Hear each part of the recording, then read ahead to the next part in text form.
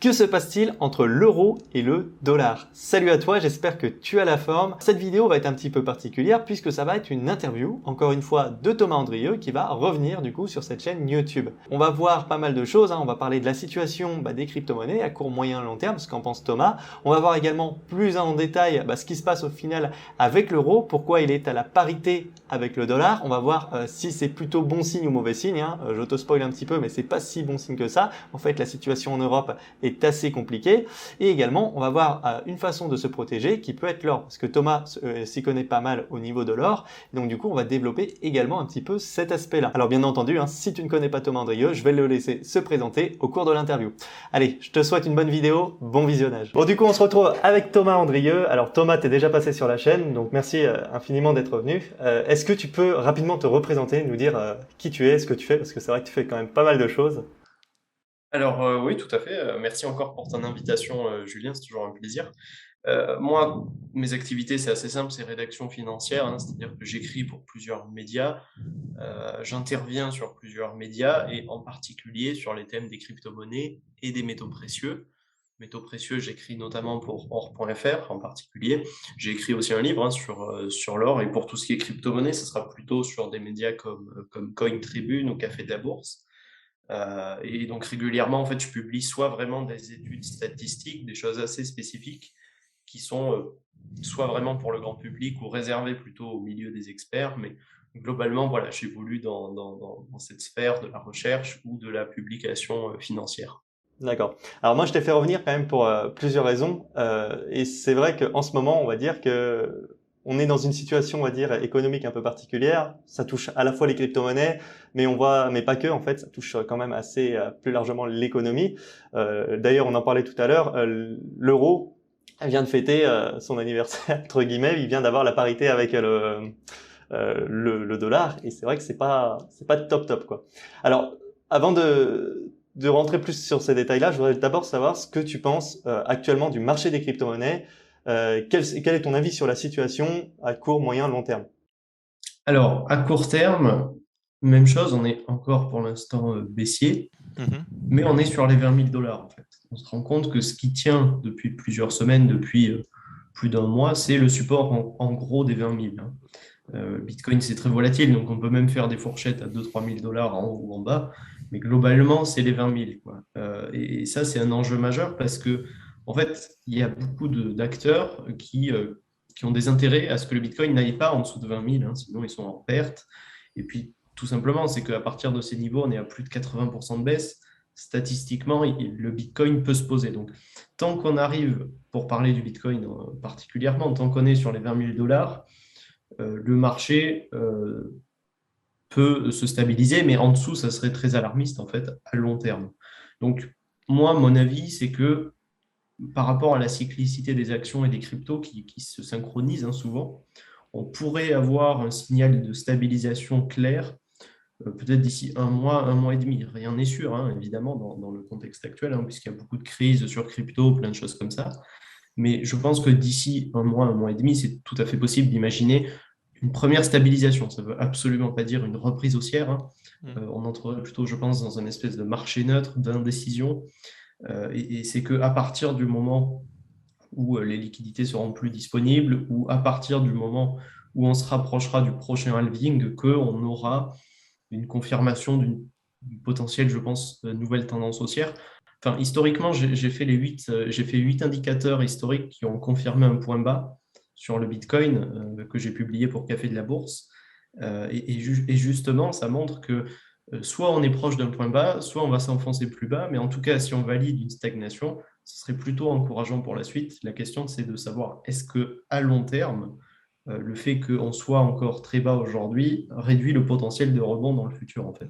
D'accord. C'est tout simplement ça la question. Mais donc, encore une fois, les cryptos, il faut rappeler la base, c'est que c'est très risqué et que on met ce qu'on est prêt à perdre, évidemment, mais qu'à long terme, on a des cycles, mais qui sont très marqués, en fait, avec des variations énormes qui peuvent détruire comme faire exploser un portefeuille.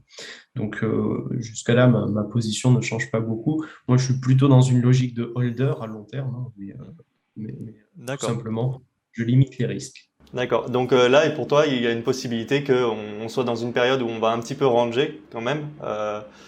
Parce que certains parlent aussi de la fourchette qu'il y a entre les 20 000 dollars et les 30 000 dollars. Toi, tu serais plutôt dans un scénario comme ça. Et après, pour une reprise durable sur du long terme. On entend beaucoup des personnes qui pensent que ça va descendre à 12, 13. Bon, c'est tout à fait statistiquement imaginable, hein, mais euh, ça resterait quand même assez extrême comme variation d'un point de vue historique par rapport à ce qu'on a connu ces derniers mois. Donc, le range 20-30 000, c'est un range qu'on a, en fait, quand on fait, dans mon livre sur les cryptos, j'avais fait l'attracteur Mhm. du Bitcoin, c'est-à-dire que les zones de prix qui n'étaient pas couvertes historiquement par les variations, c'était la zone des 20 et 30 000 et des 40 et des 50. Et ce qui s'est passé, c'est qu'on a passé un moment dans la zone, dans la fourchette 40-50 000, et maintenant on passe pas mal de temps dans la zone 20-25, et peut-être on ira chercher éventuellement les 30. Mais tout ça pour dire qu'en fait, là, on est en train de se poser statistiquement pour que peut-être ensuite, ils repartent à la hausse. Ça, ce sera l'avenir qui le dira, parce que c'est un marché d'innovation, tout est en formation, les cycles du marché et tout, mais voilà ce que je pense, oui. D'accord. Alors, aussi, on voit bien que les crypto-monnaies ils réagissent quand même pas mal à des annonces plutôt qui sont externes au milieu des cryptos. Hein. On voit notamment les fameux taux directeurs des banques centrales. On en entend souvent parler, notamment surtout avec la Fed. Est-ce que tu peux rapidement expliquer pour ceux qui ne savent pas déjà ce que sont ces fameux taux directeurs, à quoi ils servent et quelles sont les conséquences si on les augmente ou si on les descend? Alors, le taux directeur, c'est assez simple. On est dans un système économique où on a des banques commerciales, la banque qui va vous faire un crédit pour acheter une maison, et toutes ces banques sont reliées à une banque centrale. Euh, et le taux auquel ces banques vous prêtent, c'est le taux auquel elles ont ajouté bien sûr une prime, mais ça correspond, c'est corrélé au taux auquel elles ont emprunté auprès de la banque centrale. Et c'est ça qu'on appelle le taux directeur. C'est-à-dire que si le taux directeur de la banque centrale augmente, vous allez payer à la fin votre taux de crédit plus cher. En fait, le taux directeur, c'est le taux qui va diriger tous les autres taux d'intérêt, que ce soit les obligations d'État, le crédit pour l'immobilier, les crédits financiers, enfin toutes sortes de crédits. Donc le taux directeur, il est très important parce que en économie, en fait, si on augmente le prix de l'argent, si on augmente le taux d'intérêt, ça permet théoriquement de limiter l'inflation. J'ai fait un papier pour Or.fr qui sortira bientôt, mais en fait, c'est une absurdité des banques centrales de ne pas considérer le temps qu'il faut pour que les taux d'intérêt agissent sur l'économie. C'est-à-dire que pour qu'il y ait la majorité des effets d'une politique monétaire sur l'économie, il faut à peu près 5 à 6 ans. Donc ça donne une idée de la chose, hein. C'est-à-dire que on peut peut-être baisser les taux d'intérêt à court terme pour sauver le système financier, mais quand on veut sauver l'économie en elle-même, que ce soit de l'inflation ou de la récession, il faut 5-6 ans des fois, donc c'est énorme. Et là, aujourd'hui, on a des banques centrales qui montent les taux dans l'espoir de stopper rapidement l'inflation, mais ça marche pas comme ça, parce que pour moi, les deux tiers, en tout cas la majorité de l'inflation actuelle, c'est tous les euros et les dollars qu'on a imprimés depuis 2012, hein, je pense, hein. Donc en fait, les banques centrales aujourd'hui, elles augmentent les taux parce qu'elles vont créer moins de monnaie. Donc, c'est-à-dire que la monnaie sera plus rare et donc que le prix de l'argent deviendra plus cher. C'est pour ça qu'elles montent les taux. Donc, théoriquement, plus on monte les taux, plus l'inflation se réduira, puisque forcément, les gens feront moins de crédit, la monnaie en circulation va diminuer. Mais ça met du temps et ça met parfois beaucoup de temps, hein. Ça peut mettre parfois plus d'une décennie. Donc, c'est pour ça que aujourd'hui, surtout en Europe, il y a un gros problème entre en fait, si aujourd'hui la BCE remonte trop fortement les taux d'intérêt, les gouvernements vont payer des taux d'intérêt énormes. Alors ça, c'était justement ma prochaine question qui était plutôt liée à l'Europe justement, parce que j'ai vu que tu avais fait une interview avec TV Finance et aussi sur CoinTribune, tu avais publié un article par rapport au spread de ces fameux taux. Parce que, pour rappeler pour ceux qui ne le comprennent pas vraiment bien, par exemple, la Fed, hein, la Banque centrale des États-Unis, euh, c'est une monnaie pour un pays. Sauf qu'en Europe, on est dans une situation dans la zone euro, on est dans une situation un peu particulière où on a une monnaie pour plusieurs pays qui ont des économies différentes et du coup des besoins différents. Et c'est là où du coup je voulais en venir. Dans TV Finance, sur TV Finance, tu expliques justement que la situation elle est assez compliquée et même sur ton article avec CoinTribune, tu expliques qu'on a des écarts au niveau des taux entre les pays. Est-ce que tu pourrais développer ça et en dire justement pourquoi c'est catastrophique? Enfin, du moins poursuivre ce que tu disais. Oui, bien sûr, mais en zone euro, il y a énormément de problèmes. Et tu le disais en introduction, c'est qu'aujourd'hui, on a la parité avec le dollar, c'est-à-dire 1 euro égale 1 dollar. Mais Mhm. en fait, l'euro, il est au plus bas depuis sa création. Enfin, symboliquement, c'est très fort, mais factuellement, c'est très fort aussi, hein. L'euro est en mauvaise posture. Donc effectivement, il y a plusieurs choses inquiétantes. La première, c'est l'écart des taux. L'écart des taux, c'est combien paye l'Allemagne sur son taux d'intérêt sur la dette publique et combien paye l'Italie sur son taux d'intérêt sur sa dette publique. Et plus cet écart est important, plus ça veut dire que dans la zone euro, les investisseurs pensent que l'Italie sera en situation de faillite alors que l'Allemagne pourra encore payer sa dette. Donc quand il y a de tels écarts, en fait, l'euro, forcément, il est pénalisé parce que ça ne permet pas déjà d'harmoniser les taux d'intérêt au niveau européen, d'une part, et d'autre part, ça ne permet pas d'assurer la stabilité de l'euro, hein, parce que si l'Italie ne peut plus payer sa dette, ensuite ça va passer à la France, à l'Espagne, et ainsi de suite, hein, donc c'est un effet boule de neige. Donc c'est pour ça que l'écart des taux, la BCE, elle a vite paniqué, parce qu'elle a à peine remonté ses taux, elle est à peine sortie des taux négatifs, que déjà elle met en place des politiques contre l'écart des taux. Donc ça montre déjà qu'il y a une contradiction. Et pour revenir à ce que je disais, c'est que si la Banque Centrale Européenne monte les taux d'intérêt, ça c'est le deuxième problème en zone euro, si la BCE monte ses taux, ça fait monter le coût de la dette. Hier, je lisais un papier de Patrick Artus de Natixis, qui était très intéressant, qui montrait que si le taux d'intérêt en France était de 3%, le coût de la dette, juste de la charge, hein, augmenterait à 55 milliards. Donc, en termes de volume, c'est énorme, et il y aurait un effet exponentiel à la dette. C'est-à-dire que plus les taux vont monter, plus les États auront besoin d'argent pour financer ça, et plus ils ont besoin de dette, et ainsi de suite. Donc, c'est une machine qui s'emballe et qui n'en finit plus. Donc, la BCE ne peut pas trop monter les taux. Mais de l'autre côté, la BCE ne peut pas laisser les taux bas, parce qu'il y a une inflation à 8%. Enfin, c'est pas anodin non plus, hein, sachant que l'objectif est à 2. Donc la BCE est, il faut dire, bloquée. Ben, après, c'est un avertissement qu'ont lancé de nombreux économistes depuis plusieurs années, mais les banquiers centraux ont refusé d'écouter ça, peut-être parce qu'ils avaient un biais envers les demandes de financement des États aussi, hein, il faut dire ce qui est, hein, que l'indépendance des banques centrales a été mise à mal. Donc tout ça, c'est des causes au fait qu'aujourd'hui, on a beaucoup d'inflation et que la capacité des banques centrales pour lutter contre l'inflation, elle est très faible et que l'euro tombe en fait. Et plus grave, le dernier point qui est beaucoup plus inquiétant, et je pense que la survie de l'euro va se jouer là-dessus, c'est que l'Allemagne, cette année, sur le dernier trimestre, elle est entrée en déficit commercial. En fait, l'excédent commercial allemand a diminué depuis 2018. Mais il faut rappeler que l'Allemagne était en excédent depuis les années 90, donc 30 ans. Je crois que c'est 91, hein, Et, c'est ça? 91, oui, tout à Oui. fait.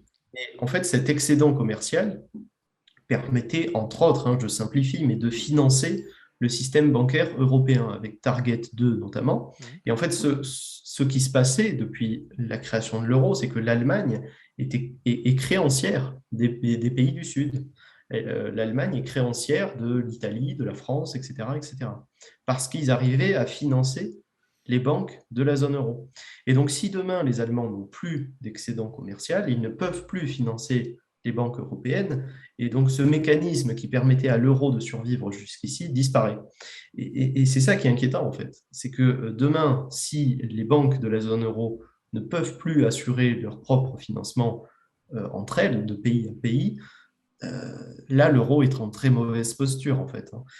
Donc, le fait qu'on ait la guerre, que l'Europe s'isole, bon, politiquement, ça peut être très bien, mais économiquement, il faut dire ce qui est, c'est une catastrophe. Et pire que ça, c'est très dangereux, hein, que ce soit pour la population en elle-même ou pour les relations géopolitiques d'autre part, hein. Donc, c'est assez alarmiste là-dessus. J'avais justement une question aussi par rapport à ça, parce que bon, l'Allemagne, c'est notamment lié au fait que bon, il y a des usines un petit peu qui sont, si j'ai bien compris, qui s'arrêtent de produire justement à cause du coût de l'énergie, et que l'Allemagne est très dépendante au final du gaz russe. Est-ce que on pourrait voir potentiellement l'Allemagne finalement dire bon, c'est bon, on va un petit peu renouer avec la Russie, quitte à fâcher un petit peu les autres pays européens pour justement relancer son économie? d'après toi? C'est pas sûr, parce que l'Allemagne, ils sont vraiment dans un changement de paradigme. C'est-à-dire que là, ils sont vraiment dans la logique de on va faire une armée, etc. C'est-à-dire ils reviennent un peu Mm. en autarcie, ils s'isolent, ce qui est complètement contre la logique allemande qu'il y avait depuis la chute du mur de Berlin. Et puis la tendance que l'excédent commercial allemand se dégrade et tout ça, c'est une observation depuis 2018 en fait. Donc c'est par essence, ça s'inscrit aussi dans une tendance longue, mais là ça s'est accéléré effectivement avec la Russie. Ce qu'il faut espérer, c'est qu'ils réussissent à maintenir un excédent, parce que si l'Allemagne est en déficit encore sur 3 à 4 ans, après la survie de l'euro se pose, quoi. D'accord. Donc c'est un petit peu compliqué à ce moment-là, parce qu'il y en a aussi qui disent quand même, à un moment donné, les Allemands, c'est un peuple quand même qui est assez pragmatique, ils voient bien que là, pour le moment, il n'y a vraiment plus d'intérêt pour eux avec l'euro. Est-ce qu'on pourrait envisager une sortie de l'Allemagne aussi de l'euro? Sortie de l'Allemagne de l'euro, je ne sais pas, parce que c'est quand même les fondateurs, mais la question c'est plutôt si l'euro est gravement menacé, comment ça finira? C'est-à-dire C'est surtout la zone euro. voilà, bien sûr. Hmm. L'Allemagne sera dans le même bateau. Elle est dans le même bateau aujourd'hui parce qu'elle a décidé aussi d'y aller fortement, hein. Comme je disais, prendre une armée, etc., c'est pas anodin, hein. De rejoindre l'idée peut-être même d'une économie de guerre, c'est absolument pas anodin. Et ça sous-tend derrière des déficits commerciaux énormes et toutes ces choses. Alors d'ailleurs, tu fais bien de parler de l'économie de guerre parce que j'avais une question ensuite qui arrivait par rapport à ça. Il y a une petite annonce entre guillemets de Macron, enfin d'Emmanuel Macron s'est passé comme une lettre à la poste qui disait la France est en économie de guerre ou quelque chose comme ça. Est-ce que tu peux dire ce que ça implique déjà et est-ce que c'est une bonne chose pour la France? Historiquement, l'économie de guerre, ça a toujours été une catastrophe et je pense que jusqu'à la preuve du contraire, ça le restera. Une économie de guerre, c'est assez simple, c'est on dit on nationalise l'économie, on utilise l'économie, non pas à des fins capitalistes, non pas à des fins productives, mais à des fins guerrières, hein. C'est-à-dire, on va dire, vous avez une entreprise, vous avez 100 salariés, vous avez 100 000 euros de fonds propres ou 1 million de fonds propres. Ce qu'on va faire, c'est qu'on va saisir vos capitaux propres, on va saisir une partie de votre main-d'œuvre pour fabriquer des chars, pour fabriquer du matériel de guerre directement au front. Et en attendant, ça ne participera absolument pas à l'économie. Donc historiquement, l'économie de guerre, on l'a déjà appliquée, hein, que ce soit en Allemagne, sous Hitler, mais enfin, je veux dire, il faut dire ce qui est, hein, ou pendant la Première Guerre mondiale. Ça peut booster l'économie quand on gagne la guerre, mais en général, quand on est sur le terrain du front, à la fin, tout le monde est perdant, hein. Il faut rappeler que la Suisse, par exemple, n'est jamais entrée en économie de guerre, hein, ni pendant la Première Guerre mondiale, ni pendant la Seconde. Et ils ont profité de ça, c'est-à-dire que les pays européens ont vu leur niveau de vie lourdement pénalisé, tandis que la Suisse s'est maintenue, et c'est ce qui explique aujourd'hui en grande partie le fait que la Suisse est beaucoup plus prospère que la plupart des pays européens. Donc, à long terme, ça a des conséquences énormes, c'est la première chose qu'il faut voir. Et deuxième chose, c'est que l'économie de guerre, c'est aussi une violation de beaucoup de principes fondamentaux, en partie la propriété, hein, mais d'un point de vue moral, c'est déjà quelque chose d'assez lourd, hein, d'utiliser le terme d'économie de guerre, hein. C'est pas un terme léger, hein, économie de guerre. Ça renvoie aussi à beaucoup de souffrance et à beaucoup. Ça veut dire, en gros, on va réquisitionner les entreprises pour faire la guerre. Même aux États-Unis, les États-Unis n'étaient pas historiquement dans une économie de guerre parce qu'ils utilisaient le marché au profit de l'armée, finalement. Ce n'était pas vraiment l'idée de dire on réquisitionne le marché. Les États-Unis, même chose, sont entrés en guerre lorsque on a atteint à leurs entreprises, en fait, à leur capacité à faire du commerce. En 1942, lorsque les États-Unis voyaient que la guerre menaçait leurs intérêts sur le commerce, ils sont entrés en guerre. Donc, dire qu'on entre en économie de guerre, c'est non seulement, je pense, précipité vu la situation, mais c'est en plus dangereux moralement et économiquement, parce qu'on l'a vu, hein, le déficit français, c'est plus de 113 milliards sur un an, c'est-à-dire que 4% des revenus des Français sont partis juste du fait du déficit commercial. Donc, parler d'économie de guerre dans une économie qui n'est ni industrialisée et basée uniquement sur des services, et en particulier des services publics, je vois mal déjà comment ça va marcher aussi. Est-ce que du coup on pourrait demander potentiellement un effort de guerre aussi aux populations via leur épargne? Comme Oui, bien sûr. pendant la Première Guerre mondiale, par exemple, on disait donnez-nous votre or, et sauf que là, bon, au final, la population, elle n'a pas d'or. Par contre, on peut le voir comme par exemple au Canada, on pouvait avoir accès assez facilement au fonds, on va dire, des manifestants en leur bloquant leurs comptes. Est-ce qu'au final, on pourrait pas ponctionner les comptes ou notamment les assurances-vie avec des processus liés aux lois Sapin 2, notamment, où il y a quand même des choses qui sont déjà mises en place. Bien sûr, mais après, euh, le propos de l'économie de guerre, c'est de dire aussi derrière que si la priorité, c'est la guerre, du coup, la Banque centrale peut financer, peut avoir des taux à zéro avec une inflation à 50, hein, puisque D'accord. à ce moment-là, le seul impératif, c'est la guerre, c'est pas l'économie. Même chose, c'est que ça permettra à l'État de s'endetter sans arrêt. Donc souvent, l'économie de guerre, ça permet d'épurer la dette publique parce que tout est centré sur l'État, en fait. C'est-à-dire que l'État, sous prétexte de guerre ou par la guerre, va utiliser l'économie pour épurer son propre fonctionnement, en fait. Donc, historiquement, ça sert plutôt à ça, l'économie de guerre, pour être finalement dans une idée de détermination de finalité. Mais l'économie de guerre, oui, bien sûr, Donc au final, c'est que si elle fait tourner la planche à billets, si la Banque centrale fait tourner la planche à billets, ça veut dire que dans ce cas-là, on a une dévaluation monstre de l'euro. Et à partir de ce moment-là, du coup, tous les épargnants sur des livrets A, des assurances-vie en fonds euros, bon, au final, ils se retrouvent à zéro à la fin, quoi. Enfin, ou quasiment à zéro.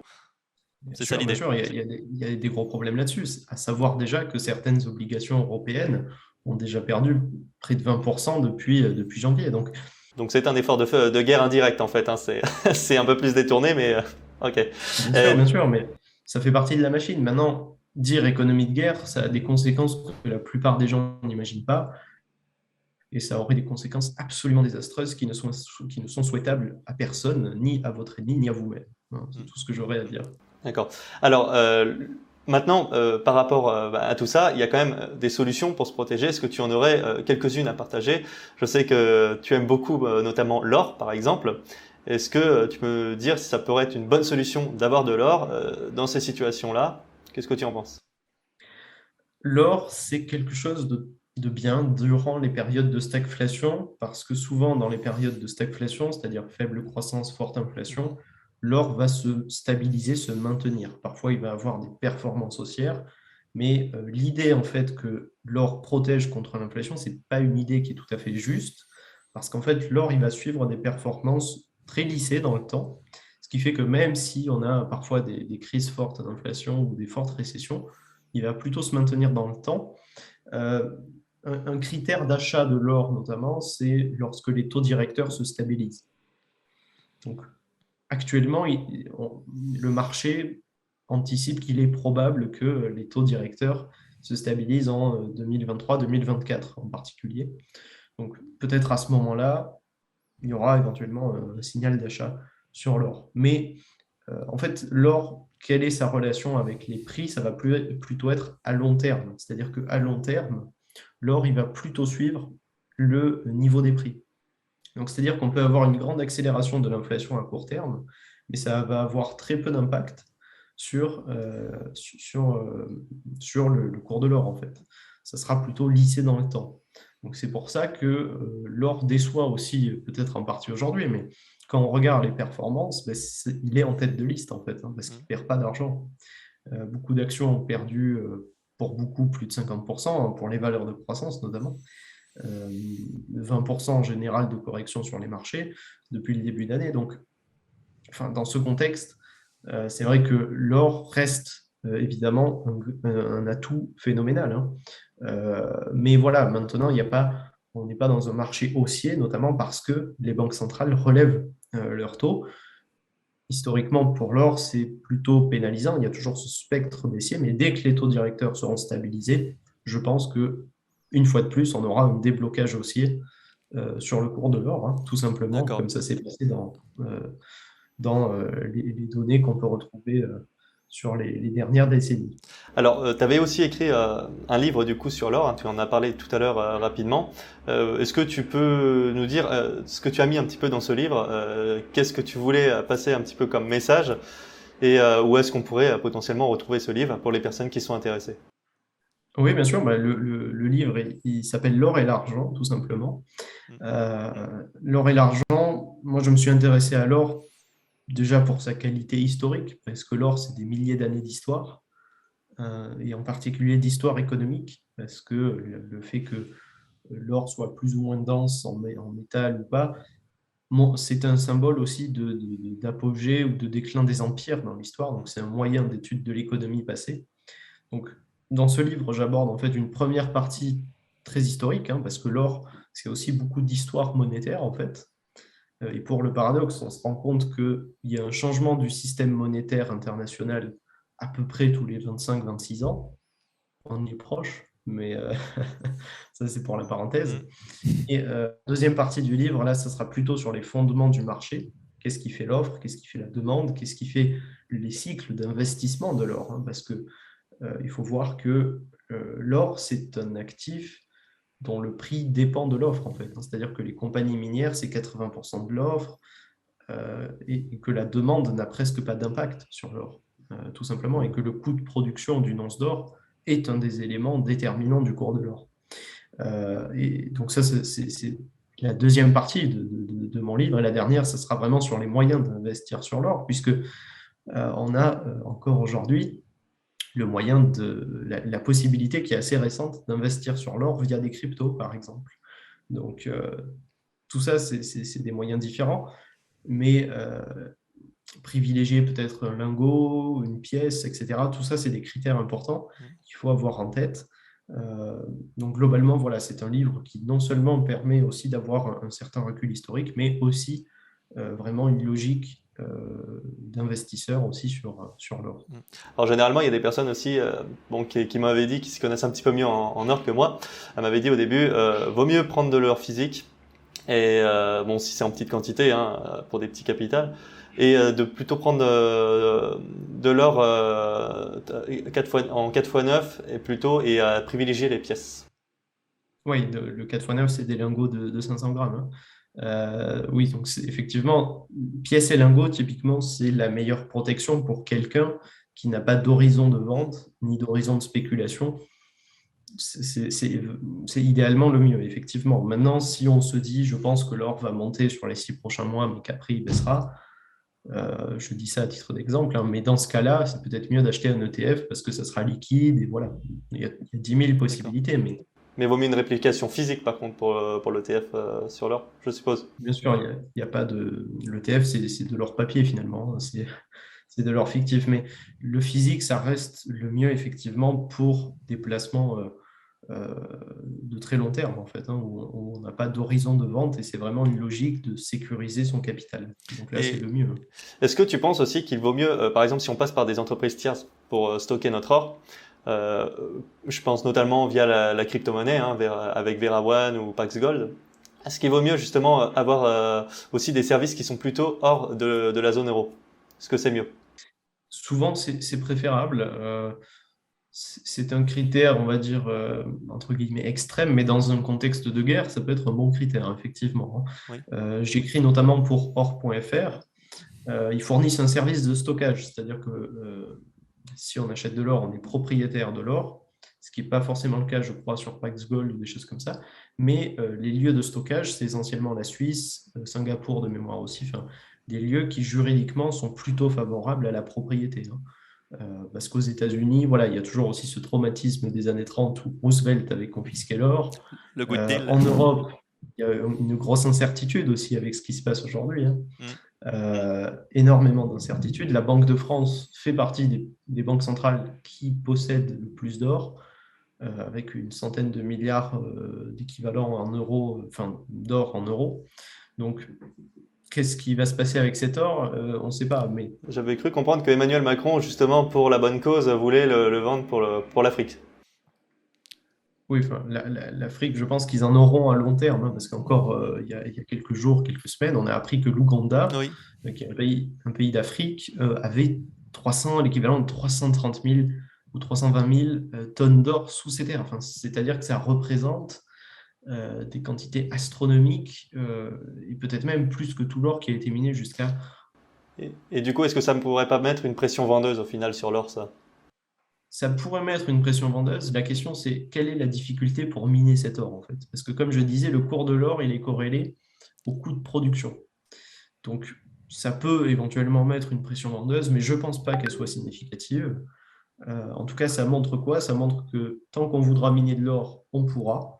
Et ça montre, je pense aussi, que les compagnies minières ont de beaux jours devant elles. Bon, c'est parfait tout ça. Alors, du coup, une dernière question, c'est par rapport au dollar. Je reviens légèrement dessus. Est-ce que tu penses que le dollar va continuer vraiment de s'apprécier comme ça sur plusieurs mois et va complètement écraser en général les autres monnaies, comme l'euro par exemple, ou au contraire, là on commence peut-être à aller sur des niveaux un petit peu extrêmes et on va aller plutôt sur une stabilisation? La question, c'est effectivement, c'est une très bonne question parce que pourquoi le dollar monte? Est-ce que c'est vraiment parce qu'il y a des monnaies qui ont un dysfonctionnement interne? La livre turque, elle s'est effondrée aussi par rapport au dollar, hein. Je crois que c'est plusieurs dizaines de pourcents aussi, enfin des pourcentages absolument colossaux. Mais il faut avoir en tête qu'à chaque fois qu'une monnaie se dévalue, ça a des impacts pour des groupes financiers. Un groupe comme Airbus qui vend, admettons, un avion en dollars à des pays, je ne sais pas, d'Amérique du Sud, si l'euro se déprécie, le résultat du groupe sera forcément dévalorisé. Donc, ça a des impacts économiques déjà, mais fondamentalement, en fait, le dollar s'appréciera si les monnaies continuent à tomber, j'ai envie de dire les unes après les autres en tout cas, mais par exemple, si l'euro continue à s'affaiblir pour des raisons structurelles, parce que l'Allemagne est encore en déficit, parce que la BCE refuse de monter les taux, si l'euro tombe pour ces raisons, eh bien le dollar continuera à s'apprécier évidemment. Donc, après, est-ce que c'est une logique de très long terme? Je ne sais pas, mais en tout cas, c'est une protection et je pense qu'à long terme, le dollar restera fort.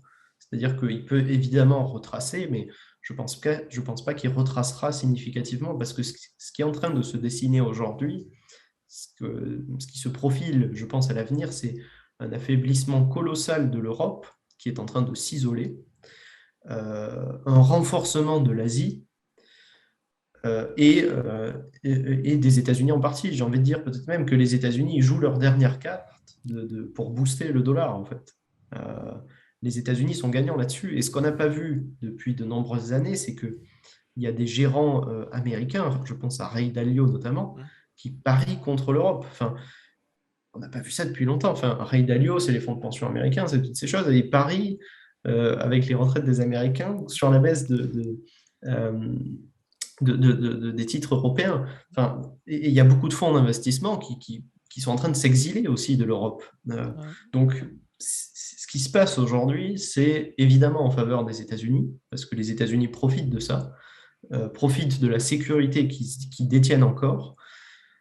Si, encore une fois, il n'y a pas de stabilisation de la situation géopolitique ou de la situation de politique monétaire et économique dans les pays, c'est-à-dire que si en Europe, l'euro continue à dysfonctionner comme il commence à dysfonctionner aujourd'hui, forcément que le dollar restera fort. Mais moi, je suis plutôt de l'opinion que le dollar restera fort à long terme. Il peut évidemment retracer, parce que là, c'est vrai qu'il a énormément progressé. Ça fait presque une courbe exponentielle sur quelques mois. C'est assez impressionnant, mais les États-Unis sont pour l'heure évidemment les gagnants de ce qui se passe aujourd'hui. Voilà, je pense qu'ils doivent apprécier, on va dire, à ce niveau-là. Après, il faudra voir aussi comment ça va se passer à l'avenir. Mais bon, moi, personnellement aussi, j'avais quand même sorti, bon, j'ai pas non plus shorté le marché euro, mais j'avais sorti justement tous mes euros également il y a quelques semaines, justement de l'Europe, parce que je voyais que ça se dégradait quand même pas mal. Du coup, où est-ce qu'on peut te retrouver sur les réseaux? Est-ce que on peut te retrouver sur Twitter, par exemple, sur des sites en particulier? Je publie beaucoup sur Twitter, je reprends à peu près toutes mes publications pour les médias. Donc Twitter en grande partie, et ensuite LinkedIn également. J'ai un compte Telegram aussi, mais il y a mon site andriothomas.com aussi pour avoir les actualités les plus pertinentes. Mais en principe, je suis sur tous les réseaux et puis vous pourrez me retrouver assez facilement. Compte Twitter que j'invite d'ailleurs à suivre parce que c'est vrai qu'il y a pas mal d'informations également. Donc voilà. Alors, en tout cas, merci beaucoup Thomas pour ta venue au final encore sur la chaîne. J'espère que ça aidera d'autres personnes. Et puis s'il y en a qui ont apprécié, n'hésitez pas à le partager en commentaire et à suivre également Thomas sur les réseaux sociaux. Donc voilà. Merci encore Thomas. Merci beaucoup, Julien.